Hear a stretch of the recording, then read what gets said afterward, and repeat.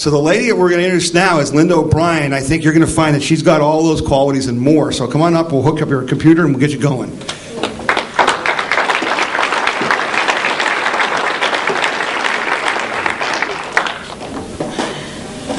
Well, as Tom told you, I'm Linda O'Brien. And to my surprise, more than yours because you don't know me yet, but to my surprise, I'm running for the 76th District House of Representatives. Now, the Linda O'Brien that you see here in front of you, that is the picture on the first slide, that does not tell you much of the story. I've been a business executive focused on the people side of business for the last 15 years corporately and 23 years independently. And I learned long ago, probably when I was helping to build Progressive, that a resume doesn't tell you much. So I developed a way of interviewing people that really helped me understand what made them to be who they are. So before we come forward to my decision to run for this office, I want to take you back to tell you a few stories. But first and foremost, know one thing. I am not a politician. You will quickly find that out.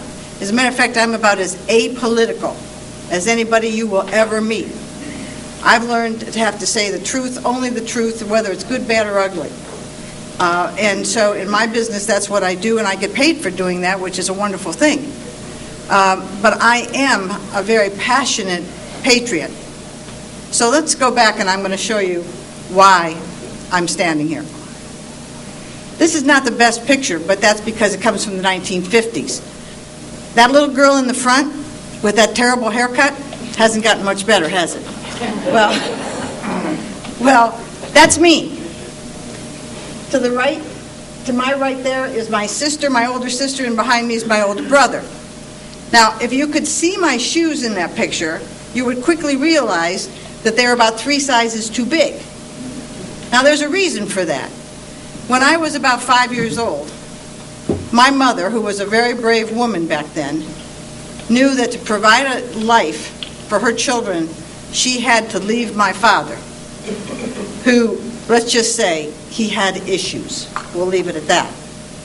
So she took the 3 of us by our hands with only the clothes on her back and walked out the door.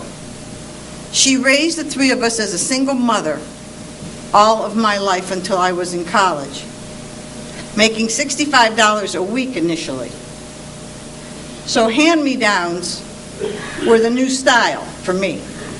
Often a little bit too big, but what that taught me in those early years is, number 1, to appreciate the simple things in life. Number 2, how to work hard and really give to others as well as to ourselves. But I can appreciate what it is for the American today to struggle and try to meet their bills and pay things to survive from paycheck to paycheck. I understand that life. We lived that life most into my high school years. So that explains it. However, I lived in this great country that my grandparents rather, came to from Slovakia. They came here as teenagers. I still have my grandfather's trunk that he brought everything he had that he owned in that trunk across on the ship, and it's in my garage. But in America, that little orphan-looking girl could achieve great things. In America, we have the freedom and we have the opportunities and the liberties to say what we want and to seek education in higher grounds if that's within our dreams and within our abilities. So I had those blessings. I was very, very fortunate. I obtained an undergraduate degree from Ursuline College in psychology. And then I went on at the blessing of my first employer, Cole National, and obtained a graduate's degree in organizational development from Case Western Reserve. Now, there was a hitch to that. I had to work full-time and go to school full-time. They weren't going to give me an easy walk, but that was all right. It was accomplished. When I graduated from college, my first big assignment was to work with Fisher Foods, and probably a lot of you remember that company. They were found guilty of violating the Antitrust Act, fixing the price of milk. And I was part of the team, two-person team, that was going to go in and teach them to be participative leaders. So I was there for 3 years until they finally severed the relationship with Dominic's in Chicago. And at that point, I was quickly shown the door because Carl Fazio didn't want to know anything about participative leaders. He was an autocratic leader. So I next received a phone call to go to an organization, and it was one of the 3 Ps in Cleveland that nobody wanted to work for. That was Progressive Insurance. It was just over $100 million in size, and I interviewed with Peter Lewis. And I turned him down twice because they were known to be a sweatshop. They were known to be heartless in how they drove people. But I finally accepted, and I became the second female officer of that organization and helped build it to a $1 billion company. That only happens in America, folks. That doesn't happen in Slovakia. That doesn't happen in Russia. That doesn't happen in Bolivia or Guatemala or any of those other places, but it happens here.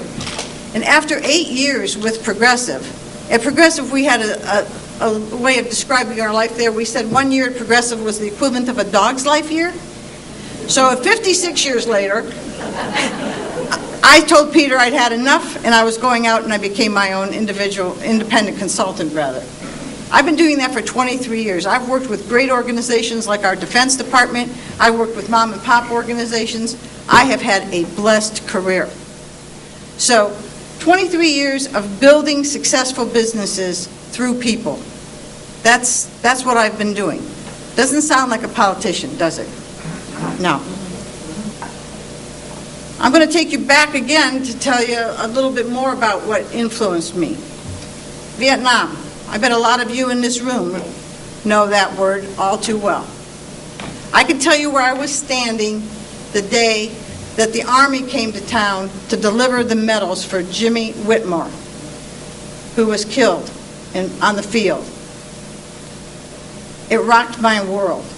All my family, all the men in my family had served this great country in one way or another in the armed forces. But by the grace of God, not one of them was injured. So when Jimmy was killed, it was surreal to me.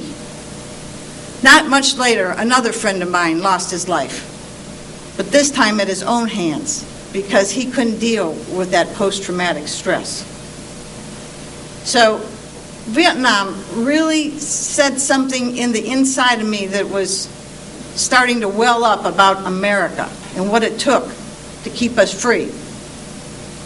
And then in 1975, I went behind the Iron Curtain. I went into Slovakia to see where my grandparents escaped from. This is not an actual picture that I took, but it communicates what I saw. I saw churches left in rubble from World War II because you weren't allowed to carry this book, and you weren't allowed to speak the name of God. And you had to send your children out of the house to speak freely because the school had indoctrinated them to turn you in if you spoke against the government. So that was in 1975. 1981 is when I joined Progressive, and I was actually part of the team that created this logo that you still see today. And I'm proud to tell you that the core values that we put in place in the mid-'80s still stand for that company. That's part of the good that stands there. We had no idea, though, back then, what Peter was going to be doing with his millions and billions that he was going to earn relative to his relationship with George Soros. So why am I running for this position? Remember when you were little and they played musical chairs? Well, there was a game of musical chairs going on down at the Geauga Board of Election the day that it was was the final date to submit petitions. Matt Lynch moved out of the seat and started to run against David Joyce for Congress, and Stephen LaTourette put his daughter, Sarah Kaiser, did you get that? Kaiser, not Sarah LaTourette, but Sarah Kaiser, in as the Republican candidate. Now, who's Sarah Kaiser? A 30-year-old young lady who has always had political affiliations, although now she's denying it and says she only had took this political run as a revenge against Matt for not passing her adoption bill. But it's interesting. If you believe in coincidences, which I don't, I met her husband, last year. He did a background check on me because I was thinking of running for a political office. I didn't know it was her husband. He came back and said, geez, you're so clean we couldn't even find you. So when she starts throwing mud at me, would you please remember that? Because either her husband's incompetent or they're making up lies, and I think it's going to be the latter. But so Sarah is on the ballot, and just if you ever look her up on Facebook, a month and a half ago, her Facebook page had her and a bunch of girlfriends with green tongues sticking out. Yesterday, I remember those days, okay? You had a little bit of fun on St. Patty's Day. However, today her picture is her and her husband and 2 children. Now, here's that kicker. They don't have any children. They have 3 dogs and 1 cat. So I think she went to Rent-A-Children and is trying to create this proper image for us. But how about Stephen La Turncoat, as I call him? He was our conservative congressman for 18 years. We paid for his career. And then he became a moderate. And then he became a centrist. And in his last year of his term, he was only a few percentage points above, are you ready? Dennis Kucinich. So I call that a liberal. All right?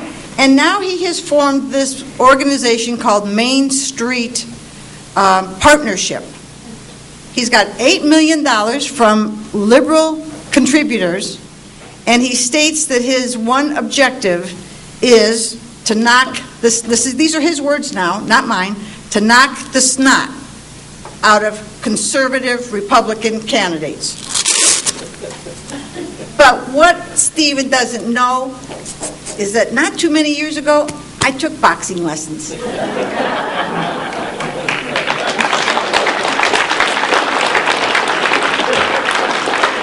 I took these boxing lessons from a guy who wore one of those great big gold belts.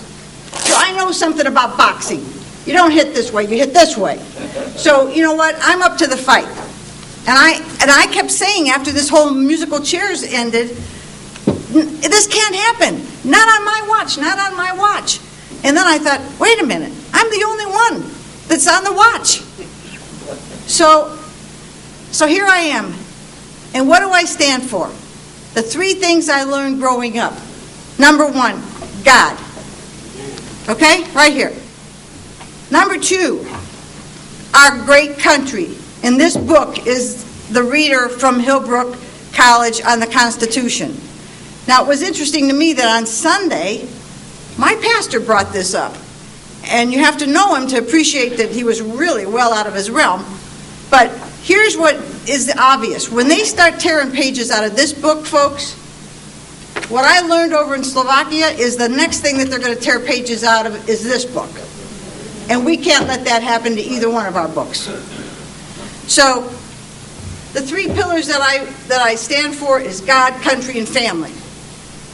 And this is why I'm doing this. This is my daughter and my granddaughter, little Kyla. So, I'm doing this for them, but I'm doing this for you. I'm doing this for all of your kids and grandkids. Because I don't want this to become another Russian or dictator-run country. We've got to stand together. We have got to unite. And I need your help. Because it's not going to be Linda O'Brien that wins this, because I'm a write-in candidate, folks. My name will not be on the ballot. Can you remember Linda O'Brien? I hope so. So you need to fill in the little oval. There's directions on how to do that on both this card, which I hope you'll take one, and on the business card that's in the back. But I need your help to make it happen. If you're a conservative, then I hope you'll stand with me. If you're a patriot, I hope you'll stand with me. If you have faith in this book or this book, we are united. Stand with me, please. Vote for Linda O'Brien, because the alternative is not a pleasant one. The alternative will not be good. And I'm going to read this from my laptop here. And some of you may know this, but this is the fourth stanza of our national anthem. Listen to the words. Oh, thus be it. Oh, thus be it ever, when free men shall stand between their loved home and the war's desolation. Blessed with victory and peace, may the heavens rescued land praise the power that hath made and preserved us as a nation. Then conquer we must when our cause is just. And this is our motto, in God is our trust. And the star-spangled banner in triumph shall wave o'er the land of the free and the home of the brave.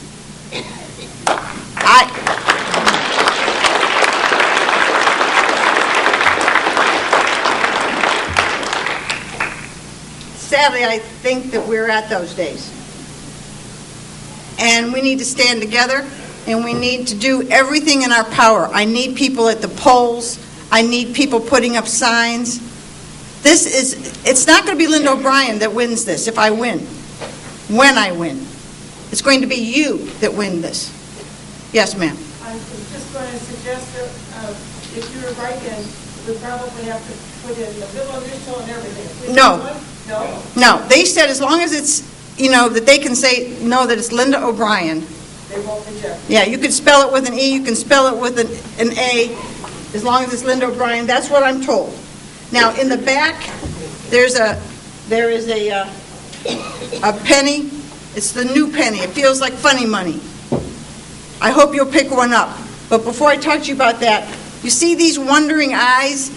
This is my little grandbaby. She's got those big brown eyes that just are full of amazement and wonder. Your grandchildren and mine, we need to do this. This is not a step in my career, folks. I would be much more comfortable talking to a CEO than really talking to all of you in this audience. So forgive me, but that's my comfort zone. I'm just standing in the gap. I'm on watch until someone that's younger and as passionate can come forward. So here's what I tell people. Our pennies say, in God we trust. Pray. Find a way to act. You are the feet and hands of this election. And vote.